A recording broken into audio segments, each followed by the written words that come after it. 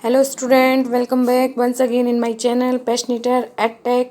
Last video में मैंने आपको इस चैप्टर की एक्सप्लेनेशन दी थी और वीडियो में मैं आपके लिए इस चैप्टर के एक्सरसाइज लेके आई हूँ जो कि आपको नोटबुक में और बुक में फिल करनी है।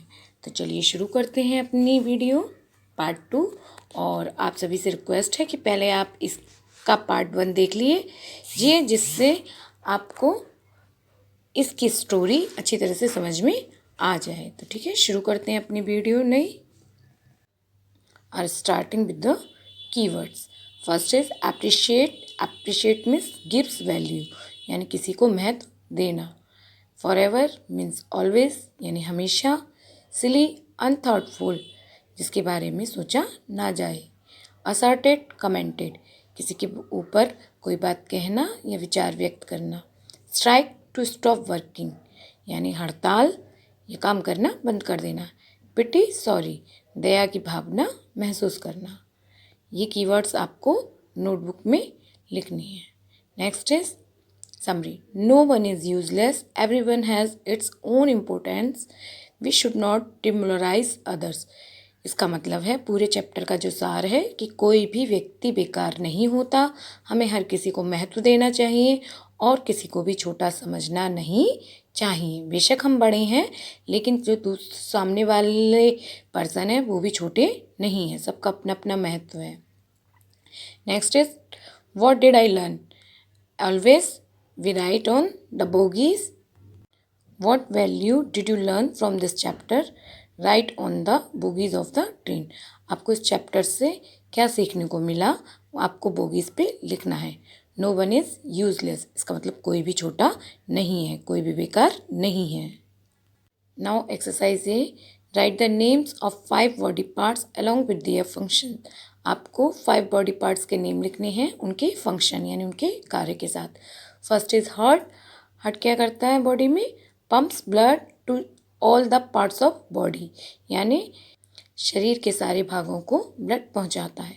लंग्स हेल्प इन ब्रीथिंग, यानी सांस लेने में सहायता करता है।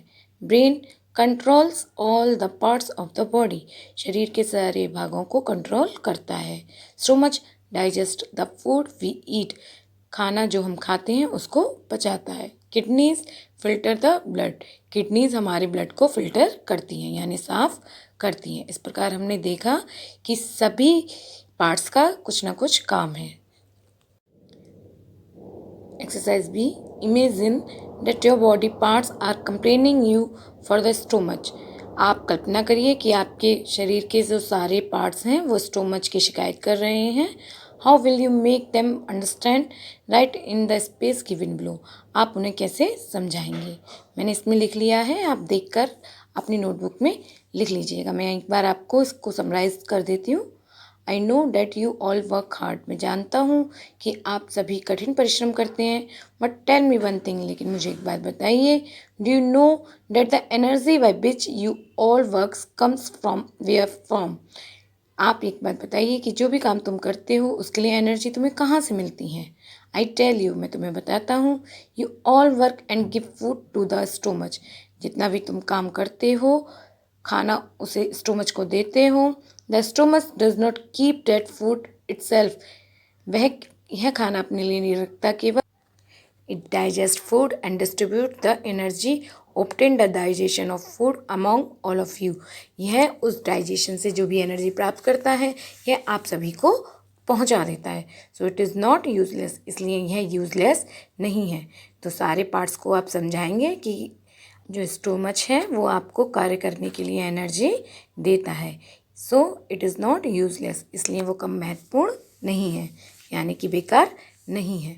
Now exercise C, tick right the correct option, यानी करेक्ट ऑप्शन पर राइट का निशान लगाइए। Number 1, who all were arguing, कौन कौन बहस कर रहा था?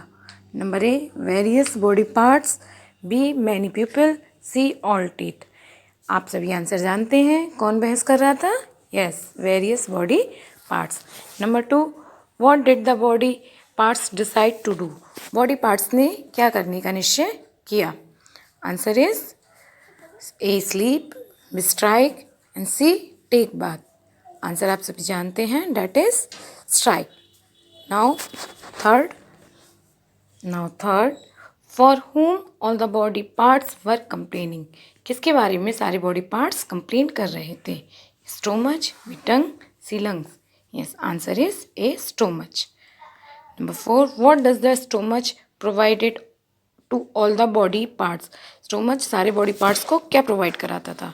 A energy, B oxygen, C blood. It's answer is A energy. Number 5, why did all the body parts got together. सारे बॉडी पार्ट्स एक साथ क्यों हो गए? For sweets, for healthy body और award. Answer is for a healthy body.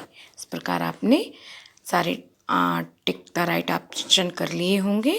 Now exercise D, who said this words, यानी ये शब्द किसने किए? 1, we chew the food for the stomach. Who said this? Answer, teeth. Second, no one appreciate the work we do. कोई भी हमारे कार्य की प्रशंसा नहीं करता। Who said this? Answer is hands. 3, we walk all the time. हम सारा समय चलते रहते हैं। Who said this? Answer is legs. Don't you see how people for ever gives example of the stomach in various saying, no one cares how hard we work. कि तुम लोग देखा किस तरह से लोग बाग केवल स्टोमच के बारे में एग्जाम्पल देते हैं और कोई भी हमारे कार्य के प्रभाव नहीं करता। Who said this? Tongue. 6, I wouldn't take even I step.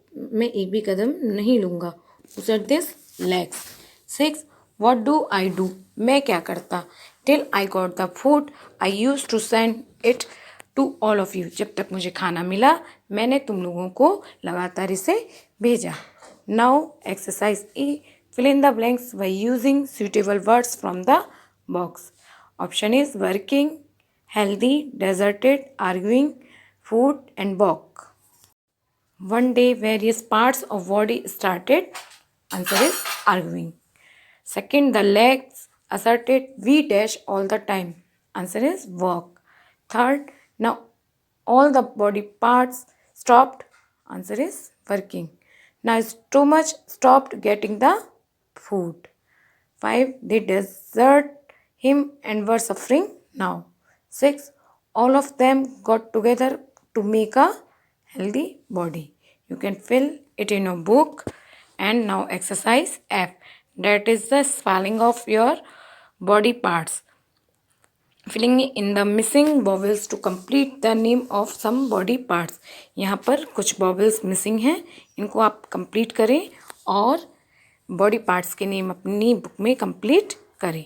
First is lungs, second is heart, third brain, 4 fingers, 5 nose, 6 eyes, 7 ears and 8 kidneys. So all of you complete this exercise in your book and learn its functions and spelling as well as.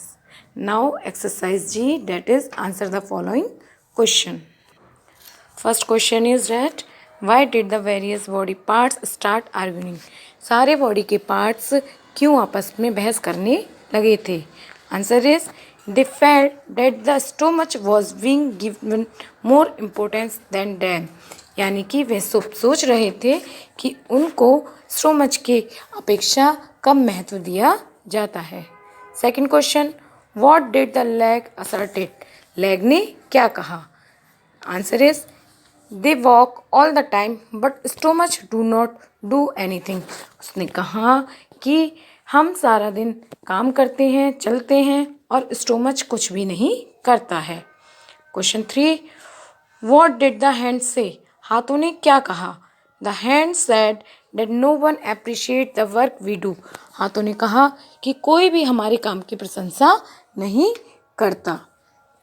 Now question 4, what did the body parts decided to do. Body parts ने क्या करने का निश्चय किया? Answer, the body parts decided to go on a strike. Body parts ने strike पर जाने का निर्णय किया। Who became weak after some time. Question 5, कुछ समय बाद कौन कमज़ोर पड़ गया? The body became weak after some time. जो शरीर था वो कमज़ोर पड़ गया। Question 6, who provide energy to all the body parts? सारे बॉडी पार्ट्स को कौन एनर्जी पहुंचाता था? Answer is stomach provides energy to all the body parts. Stomach सारे शरीर को, बॉडी पार्ट्स को एनर्जी पहुंचाता था। This is for you dear parents. Encourage children to take a healthy diet. It is essential for a healthy body. ये parents के लिए है। पेरेंट्स आप अपने बच्चों को हेल्दी डाइट लेने के लिए प्रोत्साहित कीजिए। यह उनकी हेल्दी बॉडी, स्वस्थ शरीर के लिए बहुत ही आवश्यक है।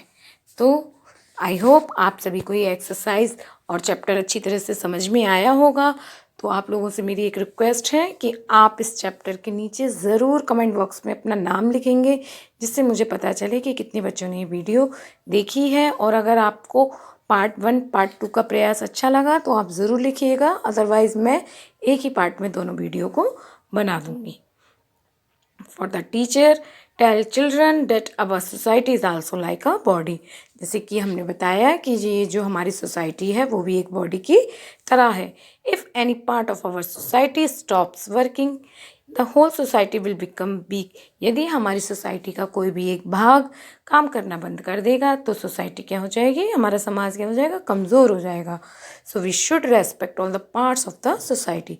इसीलिए हमें अपनी सोसाइटी के सभी भागों का सम्मान करना चाहिए। यहाँ पर सभी पार्ट से मतलब है जो हमारे हेल्पिंग हैंड हैं उनके बारे में है, जैसे ग्रीन ग्रोसर हैं, मेड सर्वेंट्स हैं, और gardener, gatekeeper and many more person, जिनके साथ हमें मिलजुल कर रहना चाहिए। तो ये मेरी पिछली वीडियो की कुछ पिक्चर्स हैं, आप उसे ज़रूर देखें, तभी आपको ये एक्सप्लेनेशन समझ में आएंगी, क्वेश्चन आंसर समझ में आएंगे।